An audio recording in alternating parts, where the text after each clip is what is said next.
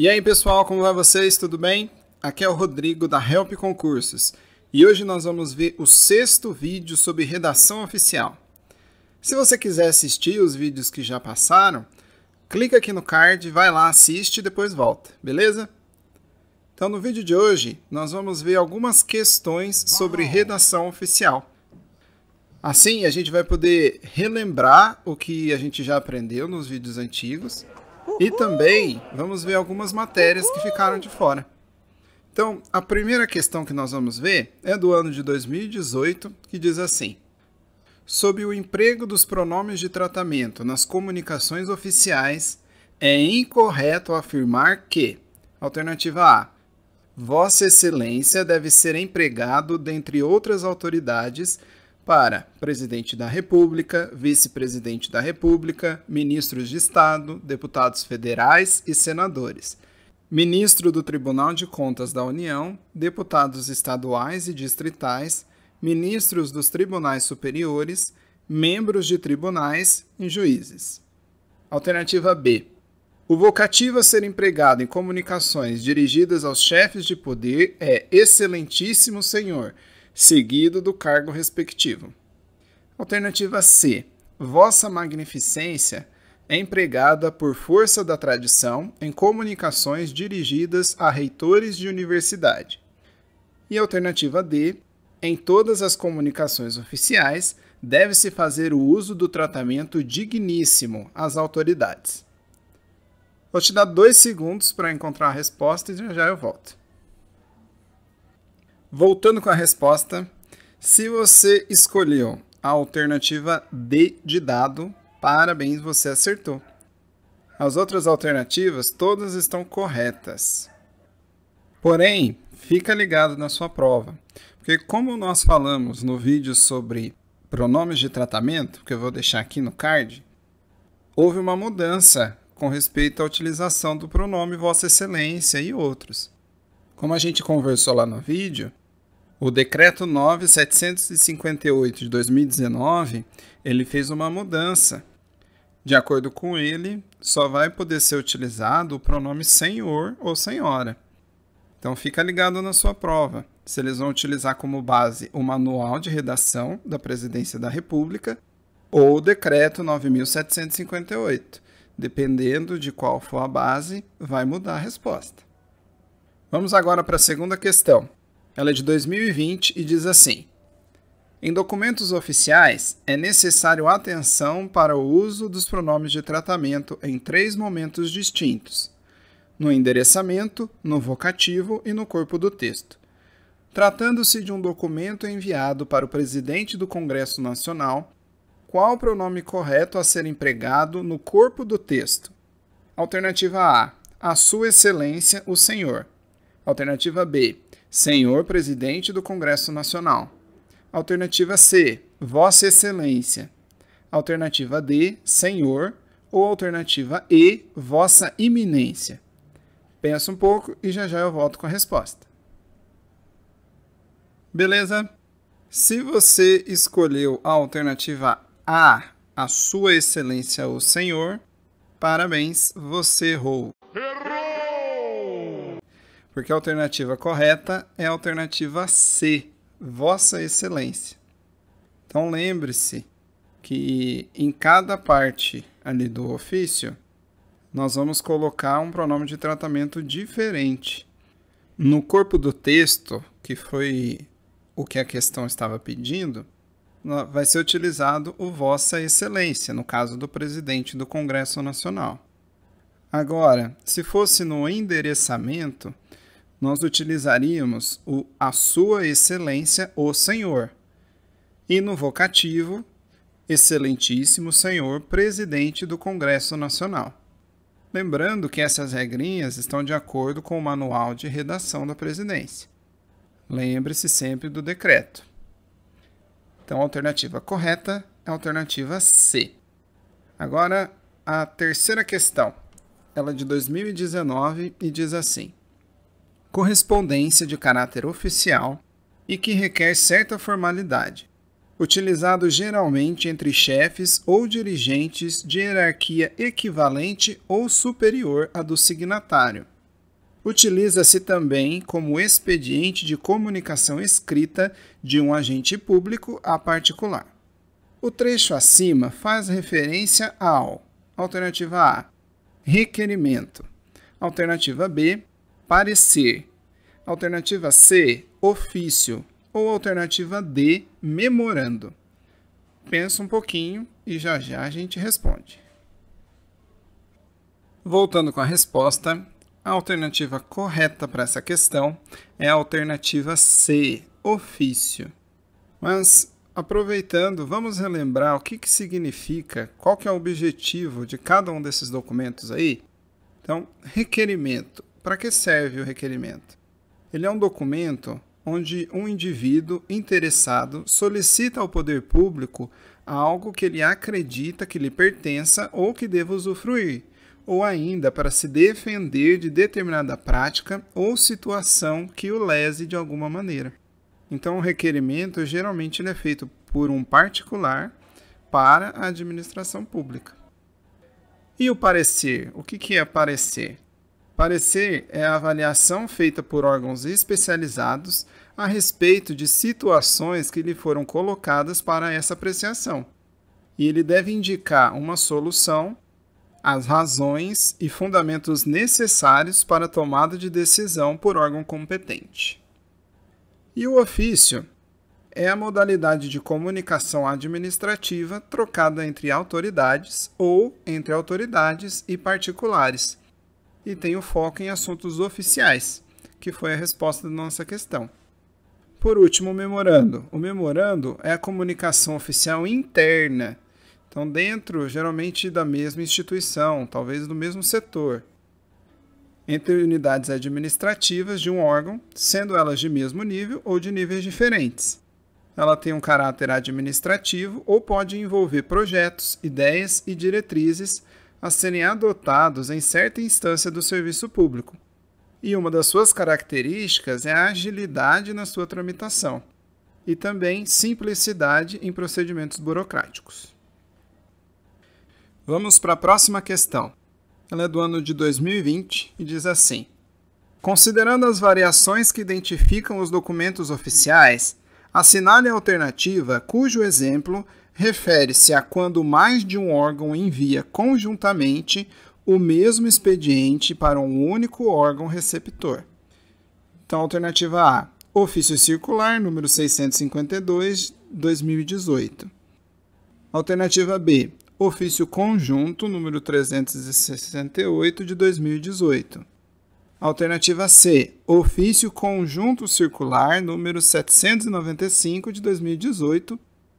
Ou alternativa D, ofício unitário conjunto número 742, de 2018. Então, pensa um pouquinho e que já a gente volta com a resposta.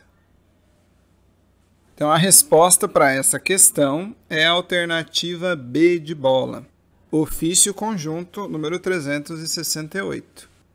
Como esse assunto a gente não falou em nenhum dos vídeos anteriores, então vamos considerar aí essas questões e entender por que a resposta é a alternativa B. Então, para começar, na alternativa D fala sobre ofício unitário conjunto. Então, não existe ofício unitário conjunto, por isso essa alternativa está errada. Agora, ofício circular, ofício conjunto e ofício conjunto circular existem, mas tem diferenças. Em resumo, o ofício circular é quando um órgão envia um documento para vários outros órgãos ou setores daquela instituição. Já o ofício conjunto são vários setores, vários órgãos enviando para um setor só. E o ofício conjunto circular são vários setores enviando um documento para vários outros setores. Então, como a pergunta ela falava quando vários órgãos, enviam um documento para um único órgão receptor, então o correto é a alternativa B, ofício conjunto. Então fica atento aí, porque a grafia que as alternativas elas colocaram, todas estão corretas.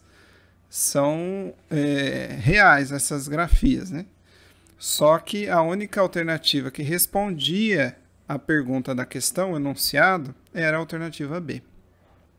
Vamos agora para a próxima questão, que é da Consulplan de 2020. Diz assim: estabeleça a relação entre a denominação e a descrição referente de cada documento a seguir. Então, a primeira descrição: expediente para propor alguma medida, submeter projeto de ato normativo ou informar determinado assunto.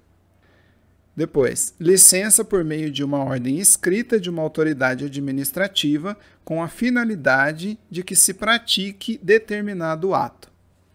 E, por último, instrumento de comunicação oficial entre os chefes dos poderes públicos para informar sobre fato da administração pública, dentre outros. Primeiro, alvará. Segundo, mensagem. Terceiro, exposição de motivos. Está correta a identificação, considerando as colunas de cima para baixo. Então, dá uma analisada aí na questão, tenta achar a resposta, que já já a gente volta.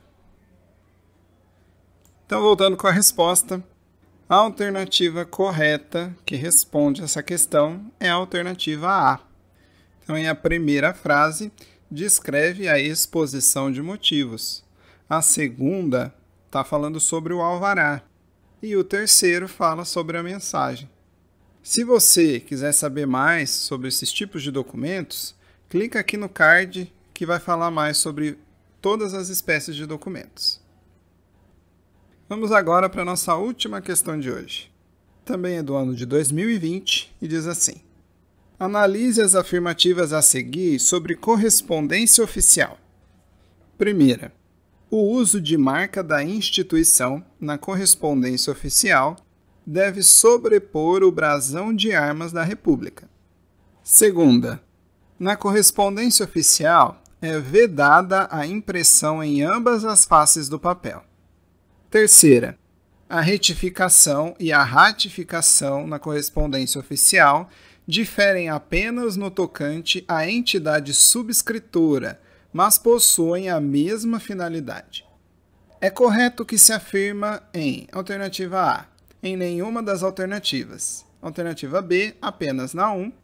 C, apenas na 2. Ou D, apenas na 3. Dá um pause no vídeo, pensa na resposta que já já a gente volta. Voltando então, se você assinalou a alternativa D, que apenas a 3 está correta, parabéns. Mentira! Você errou, porque o correto está na alternativa A. Nenhuma dessas afirmativas ela está falando a verdade. Vamos lá, então. A primeira afirmativa fala que a marca da instituição deve sobrepor o brasão. Está totalmente errado. Como nós vimos, o manual ele diz que o uso da marca da instituição deve ser evitado. Então, quanto mais sobrepor o brasão de armas da República. O brasão ele tem que ficar em evidência. A segunda afirmativa fala que não se pode imprimir nos dois lados do papel. Também está totalmente errado. O manual diz que pode sim imprimir dos dois lados. É até melhor, que economiza papel e, por consequência, economiza dinheiro dos cofres públicos. E aí, a terceira afirmativa, aí nós vamos precisar analisar melhor. Primeiro, se você tiver um vocabulário um pouco melhor, você já vai ver que retificação e ratificação são palavras opostas, são palavras que falam sobre coisas diferentes. Retificar significa corrigir. Então, quando você comete um erro, você retifica, você corrige aquele erro. E ratificar tem um significado totalmente diferente, que significa validar alguma coisa. Então, só daí você já conseguiria responder. Mas vamos ver o que o manual fala sobre esse assunto. No manual não fala sobre ratificação, mas fala sobre republicação e retificação de documentos. Lá diz que o termo republicação é utilizado para designar apenas a hipótese de o texto publicado não corresponder ao original assinado pela autoridade. Não se pode cogitar essa hipótese por motivo de erro, já constante do documento subscrito pela autoridade, ou muito menos por motivo de alteração da opinião da autoridade. Então vai ocorrer a republicação quando foi publicado um documento que não tinha nada a ver com o que devia ser publicado. Ocorreu algum erro lá. Então vai ser republicado.